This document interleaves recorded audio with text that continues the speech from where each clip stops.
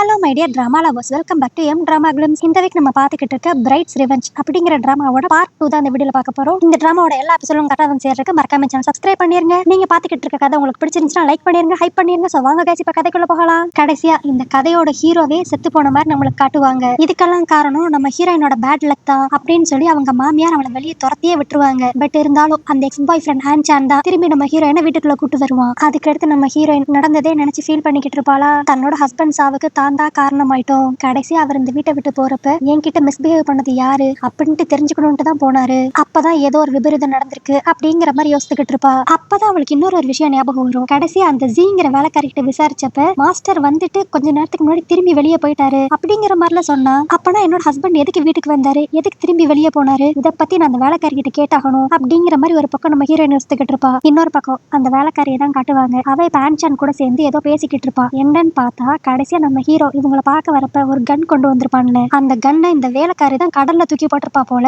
So இந்த மாதிரி எந்த ஒரு எவிடன்ஸும் இல்லாம எல்லா தடயத்தையும் அழிச்சிட்டோம் அப்படிங்கிற மாதிரி இவங்க பேசிக்கிட்டு இருப்பாங்க. சோ நம்ம ஹீரோவோட சாவுக்கும் இவங்களுக்கும் ஏதோ ஒரு விதத்துல சம்பந்தம் இருக்கு. அதுக்கடுத்து அந்த ஆன்சானி அப்படியே அந்த வேலைக்காரி கிட்ட ஒரு கத்தியை கொடுத்து, இந்த இடுப்புல இருக்கிற தழும்பு தெரியாத அளவுக்கு அதுக்கு மேல பெரிய கீரலா போட்டு விட்டுரு அப்படிங்கிற மாதிரி கத்தியை கொடுப்பான். ஏன்னா அவனுக்கு இப்ப தெரிஞ்சிருச்சு ஹீரோயின் கிட்ட மிஸ்பிஹேவ் பண்ண ஆளுக்கு இடுப்புல ஒரு தழும்பு இருக்கும் அப்படிங்கிற விஷயம் ஹீரோனுக்கு தெரியும்ட்டு. சோ இந்த தழும்பு அவ பார்த்தா பெரிய பிரச்சனை ஆயிரும் அப்படிங்கிறதுக்காக தான் இப்படி பண்ணிக்கிட்டு இருக்கான். ஆனா இந்த கத்தியை வாங்கின வேலைக்காரி அப்படியே சிரிச்சுக்கிட்டே, பரவாயில்ல எல்லாமே இப்ப நம்மளுக்கு சாதகமா நடக்குது, உன் தம்பி அப்படியே செத்து போயிட்டான், அது மட்டும் இல்லாம அவனை கடத்திருக்கோம் அப்படிங்கிற விஷயம் தெரிஞ்சோனையும் நம்ம கிட்டே வந்து பல லட்சத்தை கொடுத்துட்டு போயிருக்காங்க அப்படிங்கிற மாதிரி பேசி சிரிச்சுக்கிட்டு இருப்பாங்க. என்னன்னு பார்த்தா நம்ம சந்தேகப்பட்டது கரெக்ட் தான். இந்த ஆன்சான் இந்த வேலைக்காரியும் சேர்ந்துதான் நம்ம ஹீரோவை கடத்தி கொண்டிருக்காங்க. ஆனா இதை பத்தி இவங்க பேசிக்கிட்டு இருக்கப்பயே கரெக்டா நம்ம ஹீரோன் இந்த ரூம்குள்ள வந்துருவா. என்னன்னா இது இந்த வேலைக்காரியோட ரூம் போல. கடைசியா ஹீரோ எதுக்காக வீட்டுக்கு வந்தா அப்படிங்கறது கேட்டு தெரிஞ்சுக்கணுங்கிறதுக்காக இவங்க வந்திருப்பா. இவளை பார்த்தனையும் அந்த வேலைக்காரி டக்குன்னு அந்த கத்தியை மறைச்சு வச்சிருவா. ஆனா இவங்க ரெண்டு பேர்த்தையும் இந்த கோலத்துல பார்த்தனையும் நம்ம ஹீரோயின் இவங்களுக்குள்ள ஏதோ ஒரு அஃபேர் இருக்கு அப்படிங்கிற மாதிரி புரிஞ்சுக்குவா. ஆனா அப்பயும் அந்த ஆன்சான் தான் தப்பிக்கணுங்கிறதுக்காக, ஐயோ என் மேல எந்த தப்பும் இல்ல, இந்த வேலைக்காரி தான் என்ன ஏதோ மாதிரி வசியம் பண்ணிட்டா அப்படிங்கிற மாதிரி மொத்த பழியும் தூக்கி வேலைக்காரி மேல போட்டு விட்டுருவான். ஆனா அவளும் எப்படியா ஆன்சான் மாட்டிக்க கூடாதுங்கிறதுக்காக, ஆமா மாஸ்டர் மேல எந்த தப்பும் இல்ல, நான் தான் புத்தி கெட்டு போய் ஏதோ பண்ணிட்டேன் அப்படிங்கிற மாதிரி போய் சொல்லுவா. ஆனா நம்ம ஹீரோயின் இது எதையுமே பெருசா எடுத்துக்காம, நீங்க என்னத்தையோ பண்ணுங்க, அதுக்கு எனக்கு எந்த சம்மதமும் இல்ல அப்படிங்கிற மாதிரி கிளம்ப பாப்பாளா. ஆனா அப்ப அந்த ஆன்சான் டக்குன்னு நம்ம ஹீரோனை ஹக் பண்ணிட்டு, ஐயோ என்ன மட்டும் தப்பா நினைச்சுக்காத, என் மனசுல எப்பயுமே நீ மட்டும் தான் இருக்க, இப்ப கூட நீ ஊன்னு சொல்லு, நான் உன்னை கல்யாணம் பண்ணிக்கிறேன் அப்படிங்கிற மாதிரிலாம் கேட்பான். ஆனா நம்ம ஹீரோனுக்கு சுத்தமா பிடிக்காது. அவ அப்படியே அவனோட கையை உதறி விட்டுட்டு, உன் தம்பி உயிரோட இல்லைனாலுமே நான் உன்னோட தம்பியோட ஒய்ஃப் தான் அப்படிங்கிற மாதிரி அங்க இருந்து கிளம்பிடுவா. அதுக்கடுத்து அப்படியே கொஞ்ச நேரம் கழிச்சு இந்த வீட்டுக்குள்ள யாரோ திருட்டுத்தரமா வர மாதிரி காட்டுவாங்க. அந்த திருடை இப்ப அப்படியே இந்த ஆன்சான் எவ்வளவு பெரிய ஃப்ராடா இருக்கான், அவன் தம்பியை கிட்னாப் பண்ணி வாங்கின காசு எல்லாத்தையும் அவனே வச்சுக்கிட்டான், நான் அவனுக்கு எவ்வளவு ஹெல்ப் பண்ணிருக்கேன், அதுல இன்னைக்கு பாதியவா நாட்டைய போடணும் அப்படிங்கிற மாதிரி அங்க இருக்கிற ஒரு ரூம் குள்ள போவானா.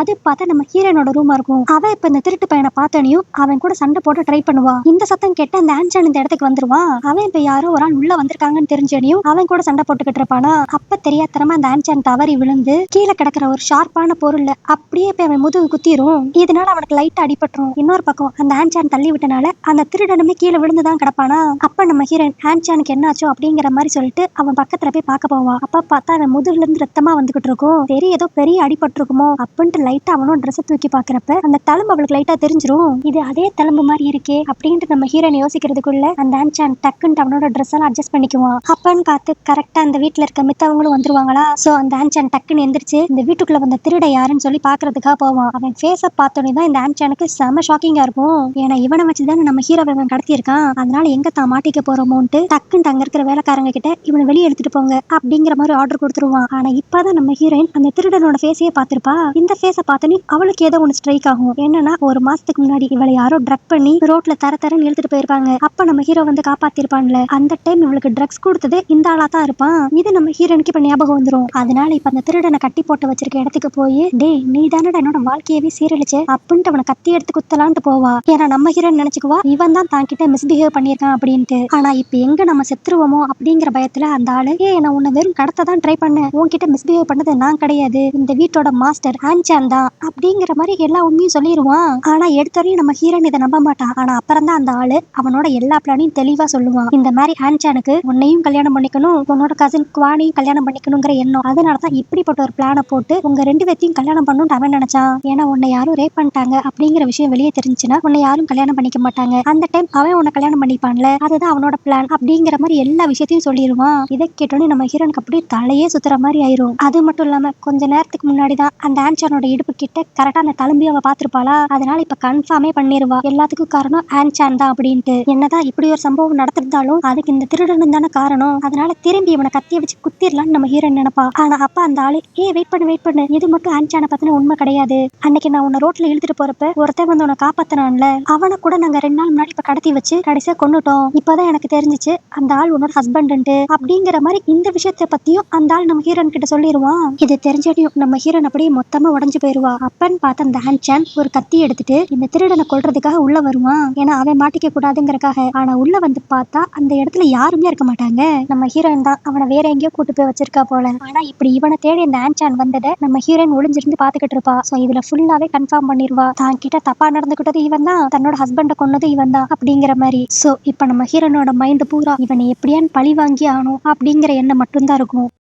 அதனால அப்படியே அடுத்த நாள்லயே அவளோட பிளானை எக்ஸிக்யூட் பண்ண ஆரம்பிச்சிருவா. இப்ப அப்படியே ஒரு மாதிரி சோகமா உட்காந்துக்கிட்டு அந்த வீட்டை விட்டு கிளம்பலான்ட்டு ஐடியால இருக்கேன். ஏன்னா எப்படியும் என்னோட ஹஸ்பண்ட் இறந்து போனனால உன்னோட அம்மா என்னை இங்க இருக்க விட மாட்டாங்க, நான் கிளம்புறேன் அப்படிங்கிற மாதிரிலாம் சொல்லிக்கிட்டு இருப்பா. ஆனா அதுக்கு உடனே அந்த ஆன்சான் நீ எதுக்கு இங்க இருந்து போகணும், உன்னை பாத்துக்கிறதுக்கு தான் நான் இருக்கேன்ல அப்படிங்கிற மாதிரிலாம் ஸ்வீட்டாலாம் நம்ம ஹீரோயின் கிட்ட பேச ட்ரை பண்ணுவான். ஆனா நம்ம ஹீரோயின் கட் அண்ட் ரைட்டா சொல்லிடுவா, இல்ல என்னோட அப்பாவுக்கும் உடம்பு சரியில்லை, நான் போனாதான் எங்களோட பிசினஸை பாத்துக்க முடியும், அதனால நான் கிளம்புறேன் அப்படிங்கிற மாதிரி சொல்லிடுவா. ஆனா இதை அந்த ஆன்சானால அக்செப்ட் பண்ணிக்கவே முடியாது. ஏன்னா நம்ம ஹீரோயின் மட்டும் இப்ப இந்த வீட்டை விட்டு போயிட்டானா அவளோட சொத்து இவனுக்கு கிடைக்காது. பிளஸ் இவனுக்கு வந்து நம்ம ஹீரோயின் மாதிரி ஒரு இன்ட்ரெஸ்ட் இருக்கு, அதனால இவன் கூடயே வச்சுக்கணும்னு ஆசைப்படுவான். இதை பத்திலாம் அந்த வேலைக்காரி கிட்ட அப்படியே டிஸ்கஸ் பண்ணிக்கிட்டு இருப்பானா. ஆனா அந்த வேலைக்காரி கொஞ்சம் பொறாம பிடிச்சவளா இருப்பா போல. அவ உடனே நீ எதுக்கு லேண்ட்காக இவ்வளவு யோசிக்கிற, அவ கிட்ட ஒன்னும் அந்த அளவுக்கு பெருசா சொத்து இருக்கிற மாதிரி தெரியல, அவ போனா போகட்டும் அப்படிங்கிற மாதிரி ஏத்தி விடுவா. ஆனாலும் இந்த ஆன்சன் ரொம்ப தெளிவா இருப்பான். இல்ல குவால் கிட்ட இருக்கிற சொத்தை விட லேண்ட் கிட்ட இருக்கிற சொத்து தான் அதிகம், அதனால நான் எப்படியா நம்மளை கல்யாணம் பண்ணி ஆகணும் அப்படிங்கிற மாதிரி அவன் ஒரு முடிவோட இருப்பான். அதனால நம்ம ஹீரோயினை போய் அப்படி கன்வின்ஸ் பண்ண ட்ரை பண்ணுவான். இங்க பாரு, நீ இந்த வீட்டை விட்டு எங்கேயும் போகாத, நான் உன்னை கல்யாணம் பண்ணிக்கிறேன், நீ இதே வீட்லயே சந்தோஷமா இருக்கலாம், நான் உன்னை பாத்துக்கிறேன் அப்படிங்கிற மாதிரிலாம் சொல்லுவான். ஆனா நம்ம ஹீரோயின் சேச்சே அது எப்படி நீ என்ன கல்யாணம் பண்ணிக்க முடியும், நான் என்னதான் இருந்தாலும் உன்னோட தம்பியோட ஒய்ஃப் அப்படிங்கிற மாதிரி சொல்லிக்கிட்டு இருப்பாளா.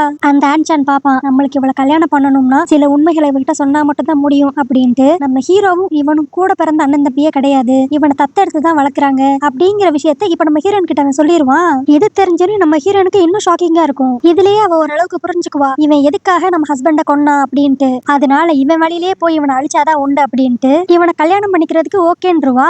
ஆனா இந்த விஷயத்துக்கு அந்த மாமியார்காரி ஒத்துக்கவே மாட்டா. அது எப்படி தம்பியோட ஒய்ஃபை போய் நீ கல்யாணம் பண்ண முடியும் அப்படிங்கிற மாதிரிலாம் ஆன்சானை பிடிச்சு திட்டிக்கிட்டு இருப்பா. ஆனா அந்த ஆன்சான் யார் பேச்சையும் கேட்கற மாதிரியே இருக்க மாட்டான். எனக்கு ஊர் என்ன பேசும் அப்படிங்கறத பத்திலாம் கவலையே கிடையாது, நான் இவளை விரும்புறேன், அதனால அவளை கல்யாணம் பண்ணிக்க போறேன் அப்படின்றுவான். அதுக்கடுத்து அந்த மாமியாரும் அவளோட வேலைக்காரியும் தான் தனியா உட்காந்து பேசிக்கிட்டு இருப்பாங்க. அப்ப இந்த மாதிரி இந்த ஆன்சான் தத்தெடுத்து வளர்க்கப்பட்ட பையன் அப்படிங்கிற விஷயம் அந்த வேலைக்காரிக்கும் தெரியும் போல. அவ அந்த மாமியார் கிட்ட இத்தனை நாள் வரைக்கும் உங்க பையன் உங்க பேச்சை கேட்டு ஒழுங்காதான் இருந்தான், இப்ப கொஞ்ச நாளா தான் அவனுக்கு என்ன ஆச்சுன்னு தெரியல வேற மாதிரி நடந்துகிட்டு இருக்கான். அது மட்டும் இல்லாம இப்ப உங்க குடும்பத்துக்கு இருக்க ஒரே வாரிசு இந்த ஆன்சான் மட்டும் தான், பேசாம அவன் சொல்ற மாதிரி அந்த லேனை அவனுக்கே கல்யாணம் பண்ணி வச்சிருங்க, அப்பனாதான் இனியாண்டு இந்த குடும்பத்துல பிரச்சனை இல்லாம இருக்கும் அப்படிங்கிற மாதிரி அந்த வேலைக்காரி அட்வைஸ் பண்ணிக்கிட்டு இருப்பா. அதனால அந்த மாமியார்காரிக்கும் வேற வழியே இருக்காது, சரின்னு சொல்லிட்டு லேனுக்கும் ஆன்சானுக்கும் கல்யாணத்துக்கு ஓகேன்றுவா. இப்ப கல்யாணமும் நடந்துருமா. அன்னைக்கு நைட்டு தான் காட்டுவாங்க இந்த ஆன்சான் எப்பன்ட்டு காத்துக்கிட்டே இருந்திருப்பான் போல. டைம் வேஸ்ட் பண்ணாம ஸ்ட்ரைட்டா அப்படியே ரொமான்டிக் மூடுக்கு போயிருவான். நம்ம ஹீரோனுக்கு ஒரு மாதிரி பதட்டமா இருக்கும், இதை எப்படிடா ஸ்டாப் பண்ணலாம் அப்படின்ட்டு.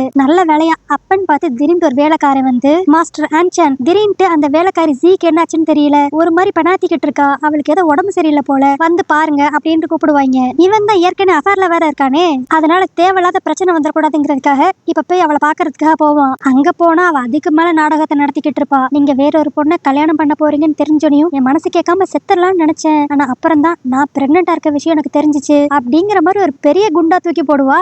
இதை கேட்டோன்னு அந்த ஆன்சானுக்கு என்ன பண்றதுன்னே தெரியாது. அப்பன்னு பார்த்த அந்த ஜி அப்படியே நீங்க இதுக்கு முன்னாடி என்ன கல்யாணம் பண்ணிக்கிறேன்னு சொல்லி வாக்கு கொடுத்திருக்கீங்க, இப்போ நான் கன்சீவா வேற ஆயிட்டேன், இந்த விஷயம் வெளியே தெரியறதுக்கு முன்னாடி நம்ம ரெண்டும் கல்யாணம் பண்ணிக்குவோம் அப்படின்பா. ஆனா அதுக்கு அந்த ஆன்சன் ஒத்துக்கவே மாட்டான். நான் இப்பதான் லேனை கல்யாணம் பண்ணிருக்கேன், உடனே உன்னை கல்யாணம் பண்ணேன்னா அவ என்னை பத்தி என்ன நினைப்பா, அதனால கொஞ்ச நாள் போகட்டும் அதுக்கடுத்து பாப்போம் அப்படிங்கிற மாதிரி தட்டி கழிக்க ட்ரை பண்ணுவான். ஆனா அதுக்கு உடனே அந்த ஜிக்கு ஒரு மாதிரி கோவம் வந்து நீங்க என்ன எப்பயுமே உங்களோட சொந்த குழந்தைய பத்தி அக்கறைப்படவே மாட்டீங்களா, இப்படிதான் லேனோட வயத்துல வளருது உங்க குழந்தைன்னு தெரியாம அவளை கீழே தள்ளி விட்டு அபார்ட் ஆக்கி விட்டுட்டீங்க அப்படிங்கிற மாதிரி பேசிக்கிட்டு இருப்பா. ஆனா இந்த விஷயத்தை வெளியே நின்று நம்ம ஹீரோயின் கேட்டுருவா.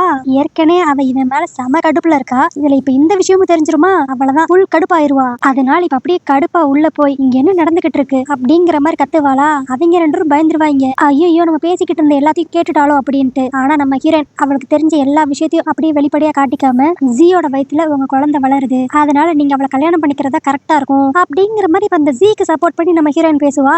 என்னடா இது, அந்த ஜீயே ஒரு கெட்டவ, அவளுக்காக நம்ம ஹீரோயின் பேசுறாளே அப்படின்னு பார்த்தா இந்த ஆன்சானோட எல்லா வில்லத்தனத்துக்கும் அந்த ஜீயும் தானே உடனா இருந்திருப்பா. அதனால அவளையும் பக்கத்துல இருந்தே பழி வாங்கணும் அப்படிங்கிறதுக்காக தான் இவனை இன்னொரு கல்யாணம் பண்ணிக்கிறதுக்கு பெர்மிஷனே அவ கொடுத்திருப்பா. ஆனா இவ்வளவு நடந்த கிடத்தான்ட்டு அந்த ஆன்சான் சும்மா இருப்பானா? இருக்கவே மாட்டான். எப்படியான்ட்டு இன்னைக்கு ஃபர்ஸ்ட் நைட்டை நடத்தி ஆகணும்டா அப்படிங்கிற எண்ணத்துல திரும்ப நம்ம ஹீரோயின் கிட்ட க்ளோஸா வருவான். ஆனா இப்ப நம்ம ஹீரோயின் அப்படியே கிளவரா யோசித்து திடீர்னு ஒரு கத்துவா பார்க்கணும். என் பக்கத்துல வராத, எனக்கு ரொம்ப பயமா இருக்கு அப்படிங்கிற மாதிரி. என்னன்னா இவகிட்ட ஏற்கனவே யாரோ தப்பா நடந்திருப்பாங்கல்ல, அந்த ஞாபகம் தனக்கு இப்ப வந்ததாகவும் அதனால எனக்கு ரொம்ப பயமா இருக்கு அப்படிங்கிற மாதிரி நம்ம ஹீரோயின் நடிப்பை போடுவா. இந்த விஷயத்த பத்தி பேசினானையும் அந்த ஆன்சான் அப்படியே பயப்பட ஆரம்பிச்சிருவான். ஆஹா, இவளுக்கு மட்டும் அந்த பழைய ஞாபகங்கள்லாம் வந்துருச்சுன்னா நம்ம மாட்டிக்குவோமே, அதனால இப்போதைக்கு நம்ம ஃபர்ஸ்ட் நைட் தள்ளி போட்டுருவோம் அப்படின்ட்டு, ஐயோ வேண்டாமா, நீ உள்ள தனியாவே ரெஸ்ட் எடு, நான் இங்க எங்கேயாவது தரையில படுத்துக்கிறேன் அப்படின்ட்டு அந்த பிளானே கேன்சல் பண்ணிடுவான். அதுக்கடுத்து அப்படியே இங்க சீன் கட் பண்ணி அடுத்த நாள் காலையில தான் காட்டுவாங்க. நம்ம ஹீரோயின் அவளோட கசின் குவானோட வேலைக்காரியோட சீக்கிரட்டா நின்று பேசிக்கிட்டு இருப்பா. அப்பதான் அவளுக்கு ஒரு விஷயம் தெரிய வரும். இந்த குவான் திரும்ப எப்படியான்னு தன்னோட லவ்வர் கூட சேரணுங்கிறதுக்காகவே பல வழிகள்ல முயற்சி பண்ணிக்கிட்டு இருப்பா போல. அதுக்கு தடையா என்னைக்குமே இந்த ஆன்சானும் அவனுக்கும் இவளுக்கும் பிறக்கிற குழந்தை வந்துடக்கூடாதுங்கிறதுக்காக இந்த ஆன்சானுக்கு அவனுக்கே தெரியாம பர்த் கண்ட்ரோல் பில்ஸ் கொடுத்துக்கிட்டு இருப்பா. இந்த விஷயம் இப்ப அந்த வேலைக்காரி மூலியமா நம்ம ஹீரோனுக்கு தெரிஞ்சிருமா? சோ அப்படி பார்த்தா அந்த வேலைக்காரி ஜி வயித்துல வளர்ற குழந்தை அந்த ஆன்சானோட தான் இருக்கிறதுக்கு வாய்ப்பே இல்ல அப்படிங்கிற மாதிரி நம்ம ஹீரோயின் முடிவு பண்ணிடுவா. இன்னொரு பக்கம் இந்த ஜி கன்சீவா இருக்கா அப்படிங்கிற விஷயம் தெரிஞ்ச உடனே அந்த குவான் அவளை போய் பாக்குறதுக்காக போவா. இப்பதான் அந்த ஆன்சான் இந்த வேலைக்காரியும் சேர்த்தே கல்யாணம் பண்ணிக்கிட்டான்ல, அதனால அந்த குவானுக்கு லைட்டா கடுப்பு இருக்கும். பட் இருந்தாலும் ஃபர்ஸ்ட் இப்ப நம்ம ஹீரோயினை தான் பழி வாங்கணும் அப்படிங்கிறதுக்காக இந்த ஜியோட கூட்டு சேரலான்ட்டு அவன் நினைப்பா. ஆனா இத்தனை நாள் வேலைக்காரியா இருந்தவ இப்ப மாஸ்டரோட இன்னொரு ஒய்ஃபா மாறினால ரொம்ப திமிர்த்தனம் காட்டுவா. நான் இதுக்கு உன் கூட எல்லாம் சேர்ந்து பிளான் போடணும், இந்த குடும்பத்தோட வாரிசு இப்ப ஏன் வயிற்றுலதான் வளருது, சோ நான் நினைச்சா அந்த லானியும் சரி பொண்ணையும் சரி ஈஸியா அந்த வீட்டை விட்டு துரத்திடலாம் அப்படிங்கிற மாதிரி ரொம்ப திமிரா பேசுவாளா. ஆனா அதுக்கு அந்த குவான் அப்படியே நக்கலா சிரிச்சுக்கிட்டு, உன் வயித்துல வளர்ற குழந்தை கண்டிப்பா ஆன்சானோட தான் இருக்காதுன்னு எனக்கு நல்லாவே தெரியும் அப்படின்பா. ஏன்னா இவ தான் அவனுக்கு பர்த் கண்ட்ரோல் பில்ஸ் கொடுத்து வச்சிருக்காளே, அப்படி இருக்கிறப்ப அவன் குழந்தை எப்படி இவ வயித்துக்குள்ள இருக்கும்? சோ அதை வச்சுதான் இவ இதை சொல்லுவா. இதை கேட்டுன்னு அந்த ஜி ஒரு மாதிரி பயந்து போய், நீ என்ன சொல்றியோ அதே தான் நான் செஞ்சிடறேன் அப்படின்பா. அடுத்த சீன்லயே பார்த்தா இந்த ஜி வயிறு வலிக்குது அப்படிங்கிற மாதிரி படுத்திருப்பா. இவளுக்கு என்னாச்சோ ஏதாச்சோன்ட்டு மொத்த குடும்பமே அங்க வந்துருமா. அப்ப அந்த ஜி அப்படியே கத்திக்கிட்டு, எனக்கு என்னாச்சுன்னே தெரியல, நான் கடைசியா ஒரே ஒரு மருந்து தான் குடிச்சேன், அதை குடிச்சதுல இருந்து எனக்கு ரொம்ப வயிறு வலிக்குது அப்படிங்கிற மாதிரி அழுகிற மாதிரி நாடகத்தை போட்டுக்கிட்டு இருப்பா. அப்ப அந்த கசின் குவானும் சும்மா இல்லாம, என்ன நீ தானே போய் அவளுக்கு டானிக் கொடுத்த, அவளுக்கு எதுவும் தப்பான டானிக் கொடுத்துட்டியா அப்படிங்கிற மாதிரி நம்ம ஹீரோயின் மேல பழிய போட ட்ரை பண்ணுவா. ஆனா இப்ப இந்த வில்லியே எதிர்பார்க்காத ஒரு ட்விஸ்ட் இந்த இடத்துல நடக்கும். அந்த ஜி நம்ம ஹீரோயினை குறை சொல்லுவான்னு சொல்லி பார்த்தா, இல்ல நான் குவான் கொடுத்த மருந்தை தான் குடிச்சேன் அப்படின்ட்டு அந்த வில்லியை கை காட்டி விட்டுருவா. என்னடா இது, இவங்க ரெண்டு பேரும் சேர்ந்து நம்ம ஹீரோயினுக்கு தானே ஸ்கெட்ச் போட்டாங்க, இங்க என்ன வித்தியாசமா ஏதோ நடக்குது அப்படின்னு யோசித்தா இதுக்கு பின்னாடி நம்ம ஹீரோயின் ஏதோ ஒரு சூழ்ச்சி பண்ணிருப்பா போல. இப்ப அந்த ஜி பொண்ணு அப்படியே எனக்கு ரொம்ப தலை சுத்துற மாதிரி இருக்கு அப்படின்ட்டு மயக்கம் போட்டு விழுந்துருவாளா. நம்ம ஹீரோயின் டக்குன்ட்டு வந்து பல்ஸை செக் பண்ணி பாப்பா. பார்த்தா குழந்தை களைஞ்சிருச்சு அப்படின்றவா. இதை கேட்டோன்னு இந்த மாமியார் கறிக்கு செம கடுப்பாயிரும். இதுக்கெல்லாம் காரணம் நீதானே அப்படின்ட்டு அந்த குவான் வில்லிய போட்டு செமையா திட்டுவா. திட்டினதோட மட்டும் நிப்பாட்டாம 4 சாத்து வேற நல்லா சாத்தி எடுத்துருவா. அவ்வளவுதான், இவ்வளவு பெரிய தப்ப இவ பண்ணிருக்கா அப்படிங்கிறதுக்காக இவள ஒரு ரூம்ல போட்டு லாக் பண்ணிருவாங்க. அதுக்கடுத்து இப்ப தனியா இருக்கிற அந்த ஜி கிட்ட தான் நம்ம ஹீரோயின் போய் பேசுவா. நடிச்சதெல்லாம் போதும் எந்திரி அப்படின்பா. என்னன்னு பார்த்தா இப்ப நடந்தது எல்லாமே இவங்க ரெண்டு பேரும் போட்ட பிளான் போல. ஆக்சுவலி என்ன இருக்கும்னா அந்த குவான் என்ன நினைச்சிருப்பா, இந்த ஜியோட வயித்துல வளர்றது வேற யார் குழந்தையோ அப்படிங்கிற மாதிரி நினைச்சிருப்பா. ஆனா அதுதான் உண்மை கிடையாது. இந்த ஜி பிரெக்னென்ட்டாவே இருந்திருக்க மாட்டா. இந்த விஷயத்த நம்ம ஹீரோயின் ஆரம்பத்திலே கண்டுபிடிச்சிருப்பா. அது மட்டும் இல்லாம இவங்க ரெண்டு பேரும் சேர்ந்து தனக்கு எதிராக ஒரு பிளான போட போறாங்கன்னு தெரிஞ்ச நம்ம ஹீரோயின் இந்த ஜி கிட்ட போய் ஸ்ட்ரைட்டா, நீ மட்டும் எனக்கு அகேன்ஸ்டா ஏதாவது பண்ணேனா நீ கன்சீவாவே இல்ல அப்படிங்கிற விஷயத்த நான் எல்லாரும் முன்னாடி சொல்லிடுவேன் அப்படின்ட்டு மிரட்டி இருப்பா. அதனாலதான் வேற வழியே இல்லாம இந்த ஜி நம்ம ஹீரோனுக்கு ஹெல்ப் பண்ணிருப்பா.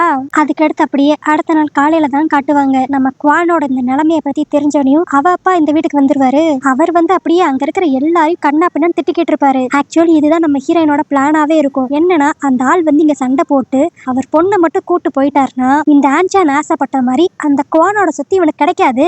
சோ அதுக்காக தான் நம்ம ஹீரோயின் இவ்வளவு பெரிய விஷயத்தையும் செஞ்சிருப்பா. நம்ம ஹீரோயின் எதிர்பார்த்த மாதிரி அந்த ஆள் வந்து எல்லாரும் கூட சண்டை போட்டுக்கிட்டு இருப்பான். அப்பயும் அந்த குவான் நான் தப்பே பண்ணல, ஆனாலும் எனக்கு எல்லாரும் தண்டனை கொடுக்குறாங்க அப்படிங்கிற மாதிரி நடிச்சுக்கிட்டு இருப்பா. ஆனா அந்த டைம் அந்த ஜி அந்த இடத்துக்கு வந்து உன்னாலதான் என் குழந்தை அபார்ட் ஆச்சு, நீ தான் எனக்கு அந்த டானிக்க கொடுத்த அப்படிங்கிற மாதிரி சொல்லுவா. ஆனா அப்ப அவசரப்பட்ட அந்த குவான், ஹே ஜி நீ பேசாத, நீ ஃபர்ஸ்ட் எனக்கு தானே ஹெல்ப் பண்றதா சொன்ன, நம்ம இந்த பழிய தூக்கி லேண்ட் மேல தானே போடுறதா இருந்தோம் அப்படிங்கிற மாதிரி உளறிடுவா. அவளதான் இந்த விஷயம் தெரிஞ்சனையும் குவானோட அப்பா பொலிர்னு அவளுக்கு ஒரு அறை. இப்ப தப்பெல்லாம் பொண்ணு மேல இருக்குன்னு தெரிஞ்சு போச்சா, அதனால அவனால எதுவுமே பேச முடியாது. ஆனா இந்த விஷயத்த தனக்கு சாதகமா யூஸ் பண்ணிக்கணும் அப்படின்ட்டு அந்த ஆன்சான் அந்த குவானோட அப்பா கிட்ட போய், உங்க பொண்ணு பண்ணதெல்லாம் பெரிய தப்பு தான், அதெல்லாம் நான் கண்டிப்பா பெருசா எடுத்துக்க மாட்டேன், அதுக்கு பதிலா இப்ப நீங்க ரீசெண்டா டிம்பர் பிசினஸ் ஒண்ணு பண்ணிக்கிட்டு இருக்கீங்கல்ல, அதை பத்தி நான் உங்ககிட்ட கொஞ்சம் டிஸ்கஸ் பண்ணணும் அப்படிங்கிற மாதிரி அவங்க அப்பாவை தனியா கூட்டு போயிருவான். என்னன்னா இத ஒரு சாக்கா வச்சு அந்த குவான் அப்பா பண்ற பிசினஸ்ல பார்ட்னர் ஆயிக்கணும் அப்படின்ட்டு வாசப்படுறான். இப்படி நடந்தோடனே நம்ம ஹீரோயின் லைட்டா கடுப்பாவா, சே நம்ம போட்ட பிளான் வேற, இங்க நடந்தது வேறையா போச்சு, கடைசியில அந்த ஆன்சான் தான் ஜெயிக்கிற மாதிரி ஆயிருச்சு அப்படிங்கிற மாதிரி அவ லைட்டா கடுப்பாவா. பட் இருந்தாலும் நம்ம ஹீரோயின் ஸ்டாப் பண்ண மாட்டா, இவனை எப்படியான்ட்டு இந்த பிசினஸ் பண்ண விடாம ஆக்கணுமே அப்படிங்கிற மாதிரி யோசிச்சுக்கிட்டு இருப்பா.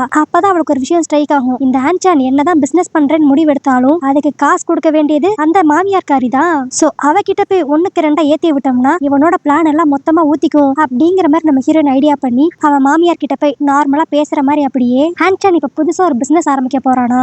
அந்த பிசினஸ்க்கு ஃபுல்லா ஹெல்ப் பண்ண போறது குவானோட அப்பா தான். சோ அப்படி பார்த்தா அவரோட உதவியில தான் நம்மளுக்கு இனிமேல் எல்லாமே நடக்க போகுது அப்படிங்கிற மாதிரிலாம் கொஞ்சம் ஈகோவை ட்ரிகர் பண்ணி விடுற மாதிரி பேசுவாளா. இதை கேட்டு அந்த மாமியாருக்கு ஒரு மாதிரி டென்ஷன் ஆயிரும். என்னது அவன் புதுசா டிம்பர் பிசினஸ் ஆரம்பிக்க போறானா, அதனாலதான் அக்கௌண்ட்ல இருக்க காசெல்லாம் கொஞ்சம் கொஞ்சமா குறைஞ்சுக்கிட்டே வருதா. அது மட்டும் இல்லாம அந்த குவான் ஃபேமிலி சப்போர்ட் நம்பி தான் நம்ம இருக்கணுமா, நம்ம என்ன அவங்களோட அந்த அளவுக்கு குறைஞ்சா போயிட்டோம் அப்படிங்கிற மாதிரி இப்ப அந்த மாமியார்காரி செமையா கடுப்பாவா.